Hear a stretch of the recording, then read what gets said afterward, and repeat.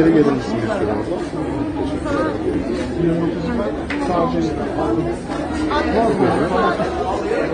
Barış Bey tam bana doğru bakarsan. Teşekkür ederim. Evet, alabiliriz. Bir fotoğraf rica ediyorum ben. Merhaba arkadaşlar, yepyeni haberlerle karşınızdayız.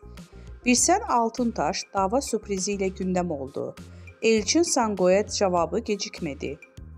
Birsen Altuntaş ile Elçin Sango arasında gelirim. Dizi sektöründe yaşanan tekelleşme iddiaları hakkında yaptığı açıklamalarıyla gündeme gelen Birsen Altuntaş, Elçin Sango'ya dava açtı. İkili arasında yaşanan atışmalardan sonra Elçin Sango Birsel Altuntaş'a gerilmişti. Elçin Sango Birsel Altuntaş'a sürpriz yapacağını söyleyerek kavganın fitilini ateşlemişti. Daha sonra belgelerle konuşan Elçin Sango bu durum üzerine iki sürpriz daha yaptı. Sosyal medya hesabından Altuntaş'a dava açtığını duyurdu. Birsel Altuntaş'tan cevap.